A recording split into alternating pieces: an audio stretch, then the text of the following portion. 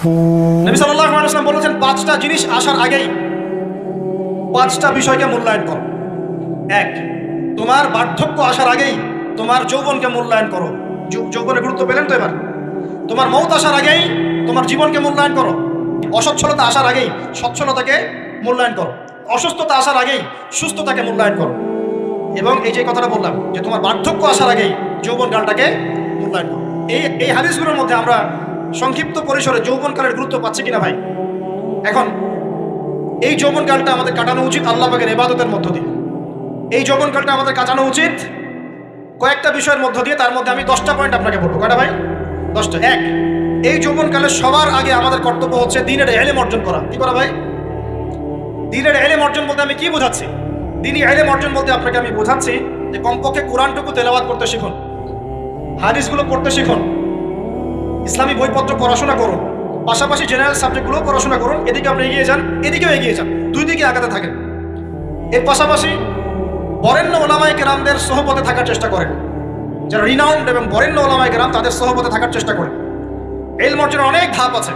শুরু করেন কোরআন তেলাওয়াত দিয়ে, তারপরে আস্তে আস্তে হাদিসে যান, কোরআনের তাফসীরে যান, ইতিহাস পড়েন, ইসলামের ইতিহাস পড়েন, ইসলামিক অর্থনীতি পড়েন, রাসূলের জীবনী সিরাত পড়ে দেখেন, ইসলামিক ফিকহের বইগুলো পড়ে দেখেন। আস্তে আস্তে গ্র্যাজুয়ালি আপনি সামনে যান। এই সিলেবাসটা আপনি কোত্থেকে পাবেন? এই সিলেবাসটা দেখবেন প্রত্যেক জেলায় জেলায় বরেণ্য কওমি ওলামায়ে কেরাম আছেন না, তাদের সাথে পরামর্শ করবেন, আপনাকে সুন্দর সিলেবাস করে দিবে ইনশাআল্লাহ। এইভাবে আপনি পড়াশোনা করবেন এবং ওস্তাদের সাথে থেকে পড়াশোনা করবেন। একা একা সব কিছু করা যায়? একা একা সব কিছু করা যায় না। একটা সিলসিলা লাগে, একটা ওস্তাদের সোহবত লাগে নাকি? একা একা কি কোরআন সুন্নাহ সব বুঝে ফেলতে পারবেন আপনি? তাই মনে হয়? কখনোই না। অতএব বরেণ্য আলেমদের সোহবত লাগবে, আবার আপনার চেষ্টাও লাগবে। আল্লাহ পাক তৌফিক দান করেন। এই যৌবনকালের প্রথম কাজ কি ভাই? ইলম অর্জন করা। 2 নম্বর, এই যৌবনকালে আমরা যে পরিমাণ ফিজিক্যালি ফিট থাকি, শরীরে শক্তি থাকে, উদ্যম থাকে, আমাদের বয়সটা 40-50 হয়ে গেলে সেটা থাকবে না। থাকবে? অতএব এই যৌবনকালে বেশি বেশি ইবাদত করতে থাকেন। আল্লাহ পাক তৌফিক দান। এই যৌবনকালে 5 ওয়াক্ত নামাজ তো পড়বেনই, এর পাশাপাশি নফল নামাজগুলো পড়ার চেষ্টা করুন। এর পাশাপাশি আপনি চেষ্টা করবেন তাহাজ্জুদের ওয়াক্তে একটু নামাজ পড়ার জন্য, কমপক্ষে 2 রাকাত, কমপক্ষে 2 রাকাত, অ্যাটলিস্ট 2 রাকাত নামাজ তাহাজ্জুদের সময় পড়ার চেষ্টা করি। আল্লাহ আমাকে তৌফিক দেখ, আপনাদের সবাইকে তৌফিক দান। ওই সময় আপনি যে দোয়াই করবেন আল্লাহর কাছে কবুল হবে ইনশাআল্লাহ। যে দোয়াই করবেন আল্লাহ কবুল করবেন ইনশাআল্লাহ, যদি আপনার রিজিকটা কি হয়? হালাল হয়। হারাম রিজিক দিয়ে ইবাদত কবুল হয়? হারাম রিজিকের দোয়া কবুল হয়? কবুল হয় না। 3 নাম্বার, এই যৌবনকালে আমরা রাসূলের সুন্নতের উপর বেশি আমল করবো ইনশাআল্লাহ। করা যাবে ইনশাআল্লাহ? তাহলে নিয়াত করতে পারি যে ইনশাআল্লাহ চেহারাগুলো পরিবর্তন হবে। চেহারা পরিবর্তন মানে কি? হ্যাঁ, রাখা যাবে না? এখনো গজায় নাই।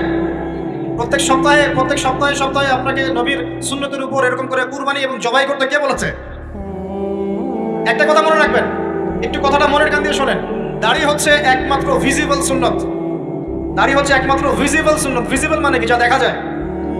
দাড়ি একমাত্র ভিজিবল সুন্নত, দৃশ্যমান সুন্নত, যেটা নিয়ে আপনি আমি কবরে যাবো ইনশাআল্লাহ। আর কোন সাইন দেখে বোঝার বুদ্ধি নাই এই ব্যক্তি কত বড় মুসলিম, কত বড় সুন্নতের পাবন ছিল।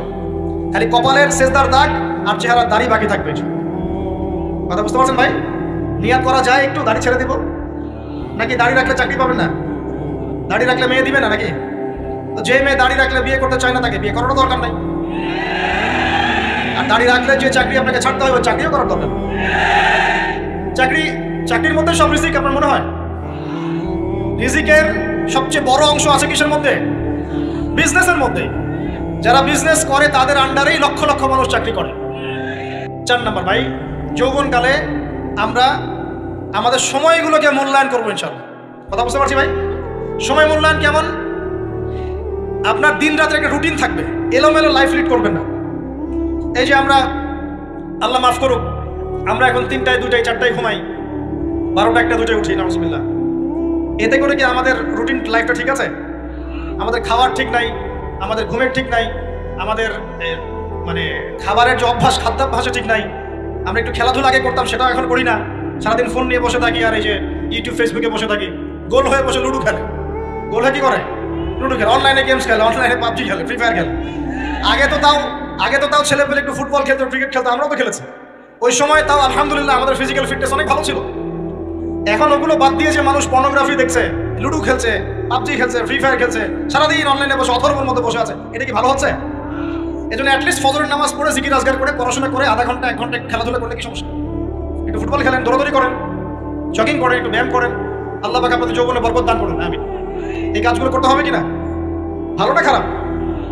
করেন। আর নিয়মতান্ত্রিক লাইফ লিড করবো আমরা, নিয়মতান্ত্রিক। আমার জীবনে একটা রুটিন থাকবে, এই রুটিনের বাইরে যাবো না। পড়াশোনার রুটিন থাকবে, খেলার বা এক্সারসাইজ রুটিন থাকবে, খাওয়া দাওয়ার রুটিন থাকবে, দাওয়ার রুটিন থাকবে, আমি আলেম ওলামাদের কাছে যাবো, এই রুটিন থাকবে। একটা রুটিন লাইফ লিড করবেন, এলোমেলো জীবনযাপন করবেন। আল্লাহ পাক আমাকে তৌফিক দান করুন, আপনাদের সবাইকে তৌফিক দান করুন। কয়টা বলেছি ভাই? বলেন। 6 নাম্বার, যৌবনকালে সবচেয়ে বেশি বেঁচে থাকবো নারীর ফিতনা থেকে। কি থেকে ভাই? যৌবনকালে সবচেয়ে বেশি বেঁচে থাকবো কি থেকে? একটা হাদিস বলি, নবী সাল্লাল্লাহু আলাইহি ওয়াসাল্লাম বলেছেন, মা তারাকতু বা'দি ফিতনাতান আদাররু আলা রিজালি মিনান নিসা। আমি আমার পরে, নবীজি বলছেন, আমি আমার পরে পুরুষদের জন্য নারীদের চেয়ে ভয়ঙ্কর কোনো ফিতনা রেখে যাই নাই। আর যখন একটা মেয়ে বেপরদায় থাকে, অনেক ইবাদত করলেও তার এই বেপরদায় থাকার কারণে সমাজের বহু মানুষের চোখের জেনা হয়ে যায়। এতে করে ওই সব মানুষের পাপের ফল এই মেয়েটাকে ভোগ করতে হয়। এবং মানুষের চোখের বদনজর লাগে, ওই মেয়ে অসুস্থ হয়ে পড়ে মানসিকভাবে, শারীরিকভাবে। আমি আমাদের যুবক ভাই এবং যুবক বোনদেরকে রিকোয়েস্ট করব, আল্লাহর ওয়াস্তে চরিত্রটাকে পবিত্র রাখার চেষ্টা করুন। আল্লাহ পাক তৌফিক দান করুন।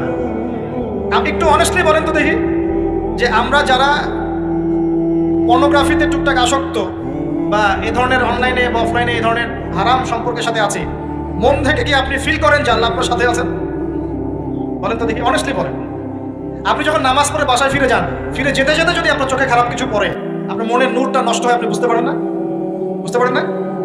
যখন আপনি এরকম হারাম কোনো সম্পর্কে আছেন, নাউজুবিল্লাহ, আপনার মনটা যে শক্ত হয়ে গেছে, আপনি বুঝতে পারেন না? আল্লাহর ওয়াস্তে নারী জাতির ফিতনা থেকে সর্বোচ্চ দূরত্ব অবলম্বন করবেন। আল্লাহ পাক তৌফিক দান করুন। কি করবো তাহলে আমরা? ওই যে বলেছি, হালাল সম্পর্ক করতে পারলে হালাল, যদি করতে না পারি সবর করবেন। কি করবেন? সবর করবেন, ভালো কাজে ব্যস্ত থাকবেন, বেশি বেশি রোজা রাখবেন। কি করবেন? বেশি বেশি রোজা রাখবেন, সোমবারে রোজা রাখবেন, বৃহস্পতিবারে রোজা রাখবেন। এভাবে আপনি আপনার জীবনটা গুছিয়ে নেন, আল্লাহ পাক প্রবৃত্তিকে নিয়ন্ত্রণ করার ক্ষমতা দিবে ইনশাআল্লাহ। এরপরেও যদি ভুল হয়ে যায়, হতে পারে এই যুগটা ফিতনার যুগ, চরম ফিতনার যুগ। যদি কোনো ভুল হয়ে যায়, খবরদার আপনি হতাশ হবেন না। ভুল হয়ে গেলে কখনো হতাশ হবেন না। হতাশা শয়তানের পক্ষ থেকে আসে, কখনো হতাশ হবেন না। দেন ওযু করে জায়নামাজে দাঁড়িয়ে 2 রাকাত নামাজ পড়ে আল্লাহকে বলবেন, আল্লাহ আমার ভুল হয়ে গেছে, আমাকে মাফ করে দাও। বলা যাবে ইনশাআল্লাহ? জীবনে কখনো হতাশ হবেন না। জীবনে যাই হয়ে যাক না কেন, কখনো হতাশ হবেন না। মনে রাখবেন, আল্লাহ আপনার রব, আল্লাহ আপনার সাথে আছেন ইনশাআল্লাহ। অতএব নারীর ফিতনা থেকে নিজেকে বাঁচিয়ে রাখার চেষ্টা করুন। আল্লাহ পাক তৌফিক এনায়েত করুন। 7 নাম্বারটা হচ্ছে, এই সমাজ আপনাকে যেভাবে শেখায়, কিভাবে শেখায়? এই যে স্কুল, কলেজ, ইউনিভার্সিটি, চাকরি, বিয়ে, সন্তান প্রতিপালন, আর তারপর ইন্না লিল্লাহি ওয়া ইন্না ইলাইহি রাজিউন, এই তো শেখায় নাকি? সবসময় মনে রাখবেন যে আল্লাহ রাব্বুল আলামিনের পরিকল্পনাই আপনার উপরে সবচেয়ে বেশি অগ্রাধিকার যোগ্য, সমাজের পরিকল্পনা নয়। পরিবার আপনাকে চাপ দিচ্ছে, চাকরি পাস না, পড়াশোনা করিস না, হ্যাঁ পড়াশোনায় কেন তুই 80 নাম্বার পাইলি না, কেন চান্স পেলি না, কবে চাকরি পাবি, কবে আমাদেরকে দেখবি, খাওয়াবি, পড়াবি, এই যে চাপগুলো চারপাশ থেকে আসে কিনা? অনেক যুবক দেখা যায় মাদকাসক্ত হয়, অনেকে দেখা যায় আত্মহত্যা করছে, ইদানিং করছে কিনা ভাই? এই শব্দটা থেকে আমি পয়েন্টটা আজকে লিখেছিলাম যে ভুলেও আল্লাহর প্রতি বিশ্বাস এবং তাওয়াক্কুল হারাবেন না। সমাজ যেভাবে শেখায়, সমাজ চারপাশে যে চাপ আপনাকে দিচ্ছে, এই চাপে নিজে গা ভাসিয়ে দিবেন না। আপনি আল্লাহর কাছে দোয়া করবেন, আল্লাহর কাছে পথ চেয়ে নেবেন এবং আল্লাহর প্রতি তাওয়াক্কুল ভরসা করবেন। কখনো আত্মহত্যার পথ বেছে নেবেন। কি হয়েছে? 80 নাম্বার পান নাই তো কি হয়েছে? আপনি চেষ্টা করেছেন কিন্তু চান্স পান নাই তো কি হয়েছে? চেষ্টা তো করেছেন আপনি চেষ্টা করেছেন ইউনিভার্সিটিতে চান্সের জন্য, আপনি চান্স পাই নাই, চেষ্টা করেছেন আপনি, বাস চেষ্টা করেছেন, পাই নাই, তাকদিরে ছিল পাই নাই, বাস আমি আমার চেষ্টা করেছি। কখনোই আত্মহত্যার পথ বেছে নেবেন না।